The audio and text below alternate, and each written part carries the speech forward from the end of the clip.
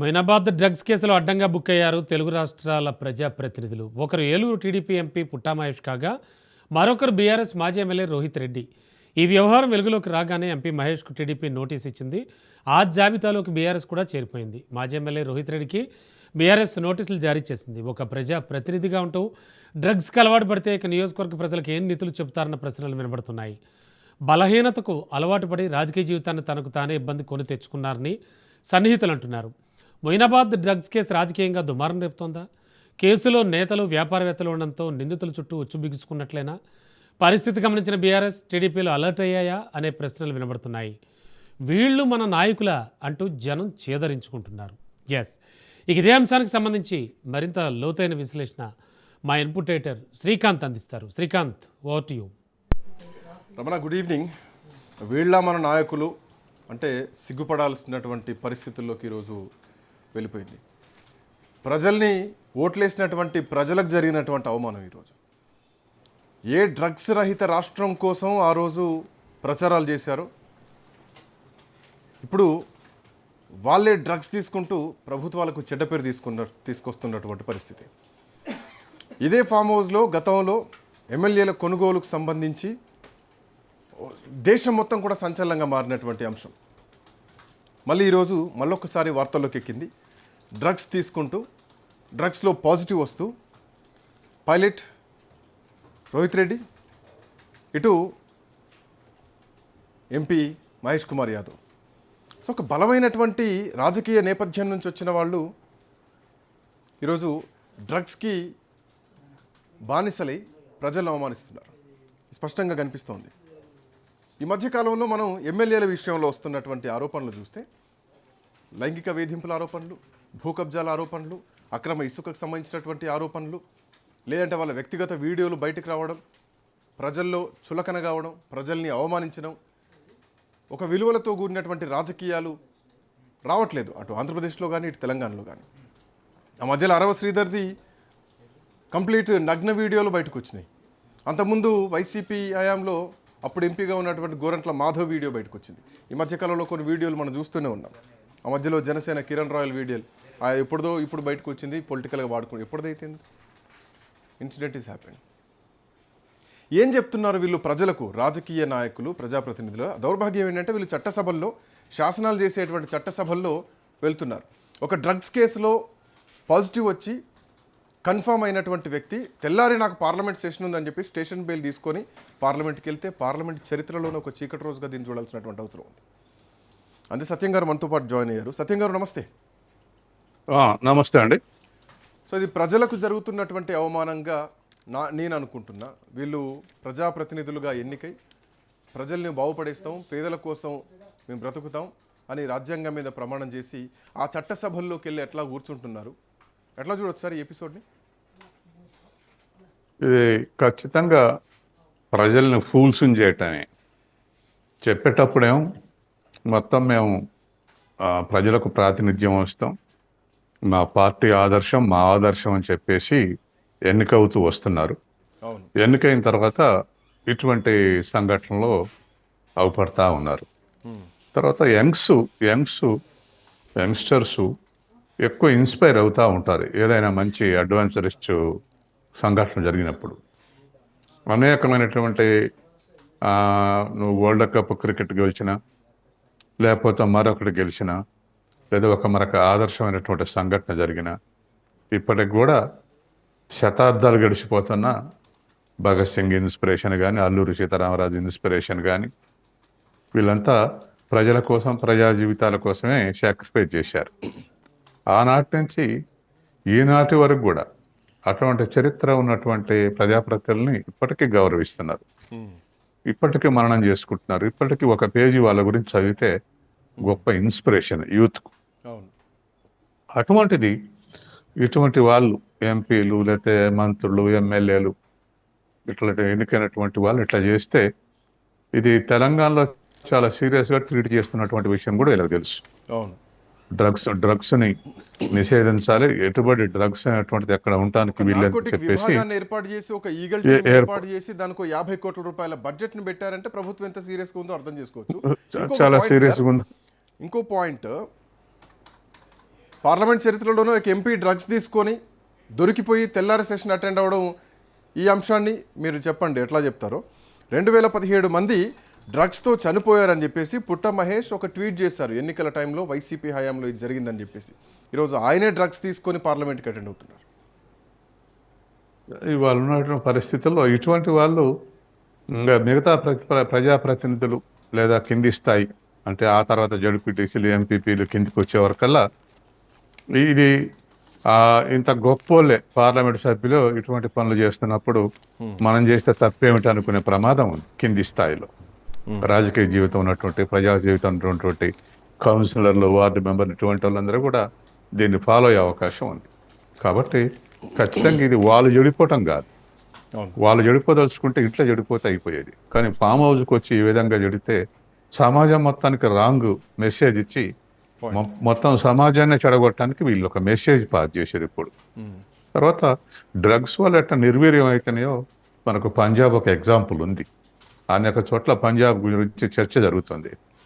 అక్కడ యువకులు మొత్తం కూడా నిర్వీర్యం అయిపోయింది వచ్చింది. కాబట్టి ఇంత దారుణంగా ఉన్నటువంటి పరిస్థితుల్లో కొన్ని రాష్ట్రాలు దాదాపు హ్యూమన్ రిసోర్సెస్ కొలాప్స్ అవుతున్నాయి అనే చర్చ జరుగుతున్నప్పుడు, తెలంగాణలో సీరియస్గా ఉంది ఈ విషయం మీద అన్నప్పుడు, ఆంధ్రాలో కూడా ఇప్పుడు ఉన్నటువంటి ఈస్ట్ గోదావరి డివిజన్లో పండిస్తున్నటువంటి వాటన్నిటి కూడా నిషేధించి అక్కడికక్కడికి పంటలను కూడా రూట్ అవుట్ చేసి ప్రయత్నం చేస్తున్నప్పుడు, అవతల గంజాయిని రూట్ అవుట్ చేస్తారు, యువతల గంజాయితో పాటు ఇతర వాటిని కూడా రూట్ అవుట్ చేయడానికి రెండు రాష్ట్రాలు ప్రయత్నం చేస్తున్నప్పుడు అందులో కూర్చొని ఈ ప్రజాప్రతినిధులు గుండి ఇటువంటివి చేయటం అనేది నిజంగా ఇప్పుడు ఏమనిపిస్తుంది అంటే, ప్రజలకు ఎవరైనా ఏ ఎంపీ అయినా ఏ ఎమ్మెల్యే అయినా ఇవి బయటపడ్డాయి కాబట్టి కనపడ్డాయి, కానీ బహుశా వీళ్ళ నలుగురు ఎదురుకి ఎందుకు సంబంధం ఉంటే ఇటువంటి వాళ్ళు చాలా మంది ఉండి ఉంటారులే అనుకునే అవకాశం ఉంది. కాబట్టి ఇది వీళ్ళు ఇటువంటి దాన్ని చేసి దీన్ని జర్నలైజ్ చేశారు.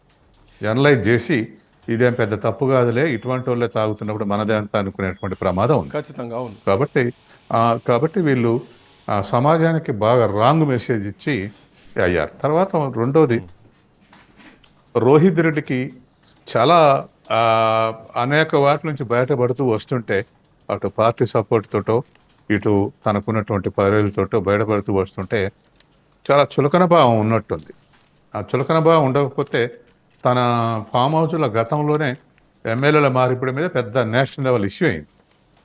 ఇష్యూ అయిన తర్వాత ఫామ్ హౌస్ అంత ఇష్యూ అయిన తర్వాత హైదరాబాద్లో ఉన్నటువంటి 60-70 ఫామ్ హౌస్లో ఇంత ఇష్యూ దేనికి కాలేదు.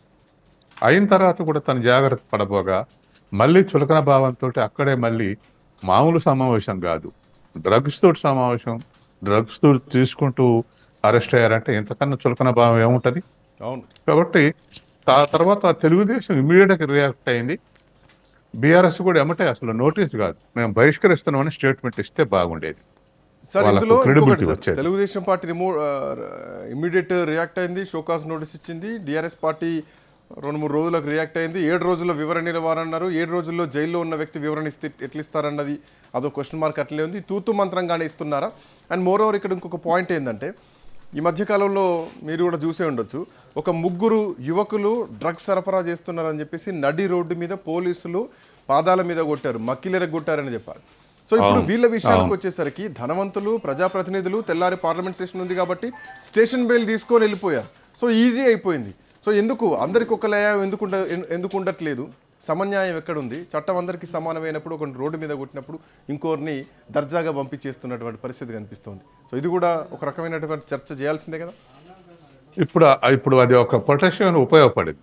సిట్టింగ్ ఎంపీ అనేది తను ప్రొటెక్ట్ చేసుకోవడానికి అది ఒక సాధనం అనమాట. ఇప్పుడు తప్పు చేసి ఆ తప్పు కూడా తప్పులో ఎక్స్క్యూజ్ కాకుండా బయటపడటానికి ఎంపీ అనే 2 అక్షరాలు ఉపయోగపడ్డాయి. కాబట్టి ఇటువంటివి కూడా అడ్డు పెట్టుకొని, ప్రజాప్రతినిధులు అనేటటువంటి అడ్డు పెట్టుకొని, పలుకుబడిని అడ్డు పెట్టుకొని ఇట్లా బయటపడుతున్నటువంటి మిగతా వాళ్ళందరూ కూడా రేపు ఇంకొకరు డ్రగ్స్లో అరెస్ట్ అయితే ఫలానా వాళ్ళని ఎందుకు చేయలేదనే ప్రశ్న వచ్చే అవకాశం ఉంది. ఫలానా ఎంపీకి స్టేషన్ బెయిల్ ఎట్టించారని అవకాశం ఉంది.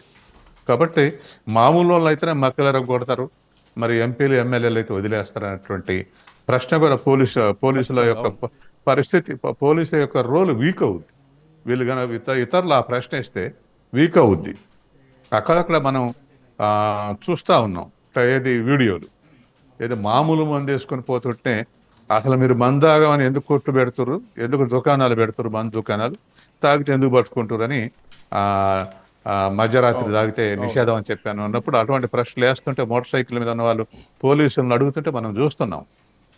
ఇప్పుడు ఇటువంటి సీరియస్ డ్రగ్స్ తీసుకున్న తర్వాత కూడా వాళ్ళ చాలా తేలికగా బయటికి పోయి మళ్ళీ చట్టసభలు అటెండ్ అయ్యే పరిస్థితి వచ్చింది. అందుకని ఇది ఇప్పుడు ఆ మధ్యలో తెలంగాణ అసెంబ్లీలోనే అనుకుంటా హరీష్ రావు అన్నారు, డ్రంక్ అండ్ డ్రైవ్ టెస్ట్ పెట్టాల్సింది ఎక్కడో కాదు, అసెంబ్లీ ఆవరణలో డ్రంక్ అండ్ డ్రైవ్ టెస్ట్ పెట్టాలి, ఇక్కడ తాగి వస్తున్నారు మంత్రులు అని చెప్పేసి చాలా పెద్ద కామెంట్ చేశారు. అది ఒక ఆరోపణ మాత్రమే. ఇక్కడ ఆల్రెడీ కన్ఫర్మ్ అయిపోయి డ్రగ్ పాజిటివ్ వచ్చిన తర్వాత పార్లమెంట్ సెషన్లో అటెండ్ అవుతున్నారంటే ఇంతకు మించినటువంటి దౌర్భాగ్యం ఇంకే ఉన్నదన్న ప్రశ్న వేసుకోవాలి. హరీష్ రావు ఆ స్టేట్మెంట్ ఇచ్చినప్పుడు చాలా మంది మెచ్చుకున్నాం. ఎందుకు ఏ పార్టీడైనా తాగి వస్తున్నాడు అసెంబ్లీకి, నిజమేనా ఈ స్థితికి దిగజారిందా అనిపించింది. వాస్తవానికి ఆయన ఫలానా పార్టీ వాళ్ళు దాగి వస్తారు అనలేదు. కాబట్టి ఏ పార్టీ వాళ్ళు దాగి వచ్చినా అది పెద్ద నేరం కదా. కాబట్టి అటువంటిదే నేరం అని అనుకుంటే, అటువంటిదే బీరో విస్కో తాగిరటం నేరం అనుకుంటే, డ్రగ్స్ తీసుకోవటం అనేటిది ఇంకా పెద్ద నేరం. అందుకని దీనికి ఖచ్చితంగా సీరియస్ యాక్షన్ ఉండాలి. గవర్నమెంట్ సిట్ ఏర్పాటు చేసింది. మరి ఈ సిట్ ఏం తేల్చుద్దో, ఏం అక్యూజ్ చేస్తుందో చూడాలి. మొత్తం మీద ఒక సీరియస్ యాక్షన్ అయితే అవసరం. ఈ మెసేజ్ ఇతరులకు పోవాలి. ఎందుకంటే ఇంత సీరియస్ చేయకూడదు అనేటువంటిది రావాలి. మరి రాష్ట్ర ప్రభుత్వం సిట్ వేసిన తర్వాత, తేల్చిన తర్వాత వీటిని డైల్యూట్ చేయకుండా ఉంటే రాష్ట్ర ప్రభుత్వం గొప్ప చర్య తీసుకున్నట్టే భావించాల్సి వస్తుంది. కాబట్టి సిట్ వేయటం ఖచ్చితంగా మంచి పని చేశారు. సిట్టు విచారణ ఏం చేస్తుంది? లింక్స్ ఎక్కడెక్కడ ఉన్నాయి, వీళ్ళు పెడ్లర్స్ తోటి లింక్స్ ఉన్నాయా, ఎక్కడెక్కడ కనెక్షన్స్ ఉన్నాయి, లేదంటే ఇంకెక్కడి నుంచైనా షిమ్లా నుంచి వస్తున్నాయా, గోవా నుంచి వస్తున్నాయి, లింకులు బయట పెట్టాలా? సో మరో పంజాబ్ లాంటి పరిస్థితి రావద్దన్నదే ప్రభుత్వం తీసుకునేటువంటి నిర్ణయాలు. గతంలో ప్రతిపక్షంగా ఉన్నప్పుడు ఆ రోజు టీడీపీ అదే మాట్లాడింది. ఈరోజు వాళ్ళ ఎంపీఏ డ్రగ్ టెస్ట్లో పాజిటివ్ వచ్చింది. సో వాళ్ళు ఏం నిర్ణయం తీసుకుంటారో భారీ దెబ్బ అని చెప్పాలి. అండ్ వాట్ ఐమ్ సెయింగ్, ఓవైపు లైంగిక ఆరోపణలు, నగ్న వీడియోలు, ఇసుక అక్రమాలు, కబ్జాలు, అవినీతి ఆరోపణలు, పార్టీ ఫిరాయింపులు, స్పీకర్ నిర్ణయాలు, ఓ పార్టీ బీఫామ్ మీద గెలిచి ఇంకో పార్టీ బీఫామ్ మీద పోటీ చేయడాలు, ఎమ్మెల్యేల కమిషన్ల ఆరోపణలు, తుపాకీ పెట్టి బెదిరించారు పారిశ్రామికవేత్తలు అని చెప్పేసి మంత్రి కూతురు మాట్లాడాలు, మంత్రుల మధ్య సయోధ్య ఉండడాలు, ఏం నడుస్తుంది సార్ వ్యవస్థ? చిన్నచూపు. ఇప్పుడు పాలిటీషియన్స్ మీద, ప్రజాప్రతినిధుల మీద ప్రజలకు చిన్నచూపు ఏర్పడటానికి ఇవన్నీ కూడా ఉపయోగపడతాయి. రెస్పెక్టబిలిటీ రావాలా మాకంటే రెస్పెక్టబిలిటీ రాదు, ఇవ్వరు ప్రజలు. చాలా తేలిక భావం ఏర్పడుద్ది. చాలామంది ఇప్పటికే అప్పుడప్పుడు అంటూ ఉంటారు, మేధావులు రాజకీయాలకు రావాలి, క్రమశిక్షణ వాళ్ళు రాజకీయాలకు రావాలంటే ఇటువంటి రాజకీయాల్లోకి రారు, ఇంకా దూరం జరుగుతారు. దూరం జరుగుతూ ఉంటే ఇటువంటి క్రిమినల్స్ అంతా పాలిటిక్స్లో ఉంటారు. వీళ్ళే ఈ క్రిమినల్ యాక్టివిటీస్, ఇప్పుడు మీరు చెప్పిన అన్ని క్రిమినల్ యాక్టివిటీస్కి వీళ్ళే బాధ్యులు. గతంలో సొసైటీలో ప్రజాప్రతినిధులు కానప్పుడు చేసినటువంటి పనులన్నీ ప్రజాప్రతినిధులు ఎన్నికైన తర్వాత కూడా చేస్తూ ఉన్నారు. రాంగ్ మెసేజ్ పోతుంది సొసైటీకి. మేధావులు రాజకీయాల్లోకి రాలేకపోతున్నారు, వీళ్ళే క్రిమినల్సే రాజకీయాల్లోకి వస్తున్నారు, క్రిమినల్ ఆరోపణలు ఉన్న వాళ్ళే. ఇప్పుడు నేను చెప్పినవన్నీ మీరు దాన్ని ఏకీభవిస్తూ మాట్లాడుతున్నారు. బట్ ద పాయింట్ ఏంటంటే sir, association for democratic reforms ప్రకారం తెలంగాణలో 119 మంది శాసనసభ్యులుంటే క్రిమినల్ కేసులు ఎదుర్కొంటున్న వాళ్ళు 82 మంది. అంటే ఆల్మోస్ట్ 69% మంది ఎమ్మెల్యేలు క్రిమినల్ కేసులు ఎదుర్కొంటున్న వాళ్ళే ఉన్నారు. సో మీరు అన్న మాటకు ఈ రిపోర్టు సరిగ్గా సరితూగుతోంది. ఖచ్చితంగా. అయితే ఈ సందర్భంలో ఈ రిఫార్మ్స్ కమిటీ కూడా ఒకటి ఆలోచించాలి. ఇప్పుడు ప్రజా ఉద్యమాల్లో పాల్గొని కేసుల పాలైతే అవి కూడా క్రిమినల్ కేసుల కిందకే వస్తాయి. కాబట్టి ఆ కేసులు ఉద్యమాల్లో పాల్గొంటే వచ్చిన కేసుల, లేక తప్పులు చేస్తూ వచ్చినటువంటి కేసులు కూడా కొద్దిగా పరిశీలించాల్సినటువంటి అవసరం ఉంది. ఎందుకంటే కొంతమందిని పదే పదే పదే వేధించి అరెస్ట్ చేస్తారు పాలిటిక్స్ ఉన్నటువంటి వాళ్ళని. తర్వాత ప్రశ్నిస్తున్నటువంటి వాళ్ళని కేసు పెట్టి వదులుతుంటారు, కేసుల సంఖ్య పెంచుతుంటారు. అందుకని ప్రజా జీవితంలో ఉండి ప్రజల కోసం కొట్లాడి అటెండ్ అయ్యే అటువంటి క్రిమినల్ కేసుల్ని మనం క్రిమినల్ కేసులుగా భావించడానికి వీల్లేదు. ఉదాహరణకు తెలంగాణ ఉద్యమంలో పాల్గొనదు, చాలా మంది మీద కేసులు ఉన్నాయి. ఆ కేసులన్నీ కూడా ఈ కేసులుగా పరిగణించకూడదు. అట్లాగే ధర్నాలు, పికెటింగ్లు ఇటువంటి వాటిల్లో పాల్గొన్నటువంటి వాళ్ళకు కూడా ఇటువంటి పరిస్థితి ఎదురవుతూ ఉంటుంది. అందుకని ప్రజా జీవితంలో ఉన్నటువంటి వాళ్లకు ఖచ్చితంగా ఇటువంటివి వస్తుంటాయి. అందుకని అన్ని కామన్గా వాటిని మనం ఈక్వల్గా ట్రీట్ చేయొద్దు.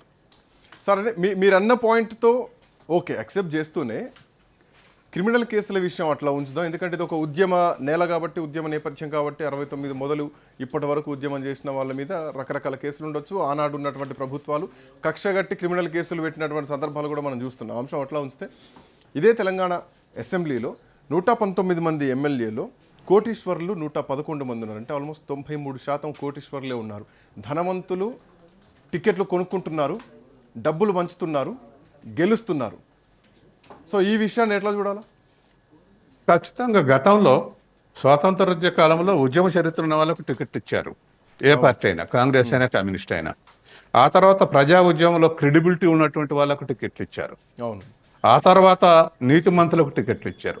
ఆ తర్వాత ఇప్పుడు ఎలక్షన్స్ మానిటైజ్ అయిన తర్వాత ఎవరైతే డబ్బులు పెట్టగలరో వాళ్ళకే టికెట్లు ఇస్తున్నారు. అన్ని పార్టీలు, ఈ పార్టీ ఆ పార్టీ అని లేదు, ఏదైనా వెనక ఉన్నదా లేదా అనేటువంటి స్థితి ఉంది. ఎథిక్స్ గా ప్రజల్ని కూడా ఎలక్షన్స్ కమర్షియల్ అయిపోయినాయి. ప్రజలను కూడా కమర్షియల్ చేశారు.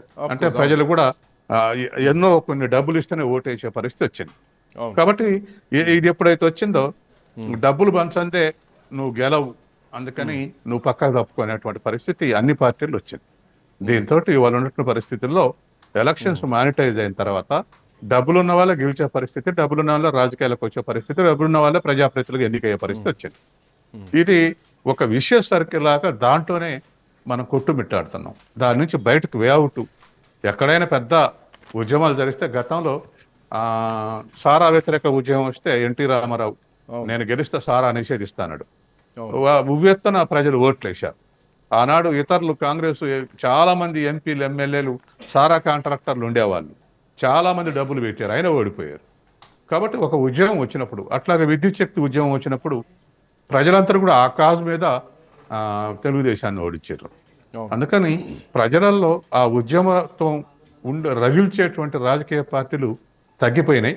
దాంతో కమర్షియల్గా ఓటేసి మనీకే ఓటేసే పరిస్థితి రావడంతో ఇది డబ్బున్న వాళ్ళకి అడ్వాంటేజ్గా మారింది. గతంలో డబ్బున్న గెలవడం అనుకునే పరిస్థితి నుంచి ఇప్పుడు డబ్బుంటే ఖచ్చితంగా గెలుస్తాడనే పరిస్థితి వచ్చింది. డబ్బుంటే టికెట్ కొనొచ్చు, డబ్బుంటే ఎన్నికల్లో పోటీ చేయొచ్చు, డబ్బుంటే ఓటర్ను కొనొచ్చు, డబ్బుంటే మళ్ళీ ఆ కొన్న ఓటుకు మించి సంపాదించవచ్చు. ఇదే టాస్క్ నడుస్తుంది. ప్రజల వైపు ఎగ్జాక్ట్లీ తర్వాత అన్ని తప్పులు చేయొచ్చు, ఇలా కేసుల్లో ఇరుకోవచ్చు, అవసరమైతే స్టేషన్ బెయిల్ తీసుకొని వెళ్ళిపోవచ్చు. బట్ సార్ ఇందులో ఈ ఎంపీ విషయంలో పర్టికులర్గా ముందు తరం రాజకీయ నాయకులే ఉన్నారు, యనమల్ లాంటి స్ట్రాంగెస్ట్ లీడర్స్ ఉన్నారు. వాళ్ళ రాజకీయ నేపథ్యాన్ని, ఆ విలువలను వీళ్ళకు ఎందుకు అందించలేకపోతున్నారు?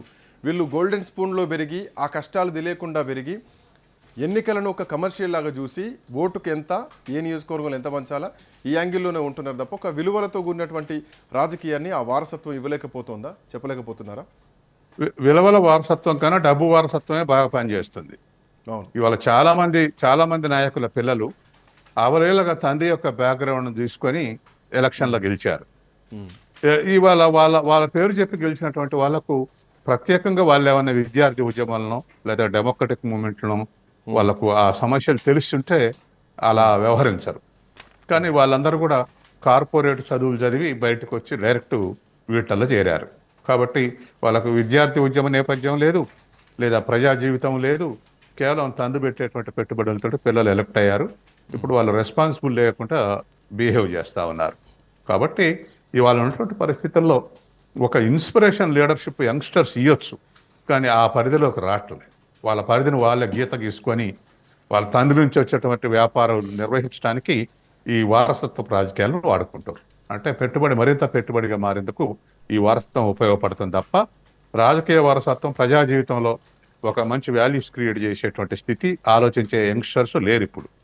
కాబట్టి ఇది రోజు రోజుకు డిటరేట్ అవుతున్న పాలిటిక్స్ ఆ డిటరేషన్కి ఉపయోగపడుతుంది. సార్ ఒకప్పటి రాజకీయాల్ని మళ్ళీ ఇప్పుడు చూసేటువంటి పరిస్థితి లేదు. అప్పుడు వైఎస్ఆర్ చంద్రబాబు నాయుడు ఉన్నప్పుడు రాజకీయంగానే వైరం ఉండేది తప్ప వ్యక్తిగతంగా వైరాలు ఉండకపోయేటి. బట్ ఇప్పుడు వ్యక్తిగత వైరాలకు పోతుంది, ఒకరికొకరు జైలుకు పంపించేటువంటి రోజులు నడుస్తున్నాయి. కక్షగట్టి జైల్లోకి పంపించి నెలలు కేజ్రీవాల్ కానీ మనీష్ సిసోడియా అయితేనేవి, ఇక్కడ కవిత అయితేనేవి, మనం కోర్టు తీర్పు వచ్చిన తర్వాత రౌజ్ ఎవెన్యూ కోర్టు తీర్పు వచ్చింది ఏందో చూసాం. ఒక కక్షపూరితమైనటువంటి పాలిటిక్సే కనిపిస్తున్నాయి. సో ఇటువైపు చూస్తే మందుల సామెలు బ్రాహ్మణులను ఉద్దేశించి కించపరుస్తూ మాట్లాడతారు, మంత్రులు ముఖ్యమంత్రిని ఉద్దేశించి మాట్లాడతారు, మంత్రులు ఒకరికొరు సఖ్యత లేకుండా మాట్లాడుకుంటారు, ఒకరిని మించి ఒకరు మాట్లాడుకుంటారు, వాళ్ళు బాడీ షేమింగ్ చేసుకుంటూ ఉంటారు. అసలు ప్రజల్ని పట్టించుకునేటువంటి పరిస్థితులు ఉన్నాయా? పేదవాడి పరిస్థితి ఏంది? వాళ్ళని ఉద్ధరిద్దామని చెప్పేసి అధికారంలోకి వచ్చేసి వీళ్ళు ఉద్ధరించుకోవడానికే సరిపోతుంది కదా. భారతదేశంలో 30 మంది ముఖ్యమంత్రులు ఉంటే 30 మందిలో మనమే నెంబర్ 1లో ఉంటాం, అదేందో క్రిమినల్ కేసుల్లో. ఇప్పుడు పాలిటిక్స్ ఇండివిజువలైజ్ చేసినాక వాళ్ళకు తేలికైంది. ప్రజా సమస్య మీద చర్చిస్తే ప్రశ్నించేవాడికి అటువంటి జీవితం కావాలి, ఆన్సర్ ఇచ్చేవాడికి జీవితం కావాలి. కాబట్టి ప్రజల సమస్యల మీద చర్చించకుండా ఇండివిజువల్గా నువ్వెంత అంటే హీరోయిక్ ఉంటుంది, రేపు మీడియాలో వస్తుంది అజ్జాలు. కాబట్టి ఖర్చు లేని పని, ప్రశ్న అడగటం జవాబు ఇవ్వటం కూడా ఖర్చు లేని పని. కాబట్టి ఇవాళ ముఖ్యమంత్రిని నువ్వు అంటే చాలా గొప్పడు కింద ఫీల్ అవుతారు, ప్రధానమంత్రిని నువ్వు అంటే చాలా గొప్పడు కింద ఫీల్ అవుతారు.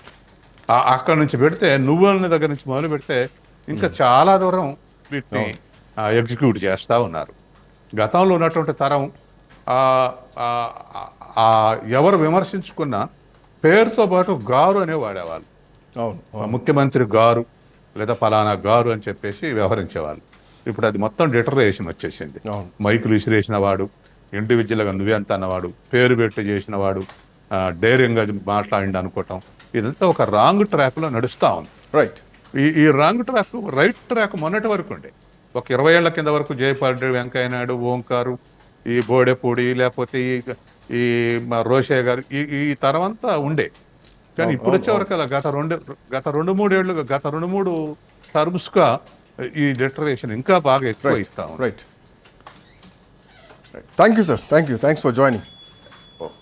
సో 2 తెలుగు రాష్ట్రాల్లో, దట్టు ఒక ఉద్యమ నేపథ్యం ఉన్నటువంటి తెలంగాణ రాష్ట్రంలో డ్రగ్స్ తీసుకుంటూ మాజీ ఎమ్మెల్యే డ్రగ్స్లో పాజిటివ్ వచ్చి స్టేషన్ వరకు వెళ్ళి కేసు ఫైల్ అయితే స్టేషన్ బెయిల్ తీసుకొని మళ్ళీ తెల్లారి పార్లమెంట్ సెషన్లో అటెండ్ అయ్యి చట్టాలు శాసనాలు చేసేటువంటి సభల్లో అటెండ్ అవుతున్నారంటే it's a shamed of people of 2 states. That's all for now. Next updates continue. Keep watching Raj News.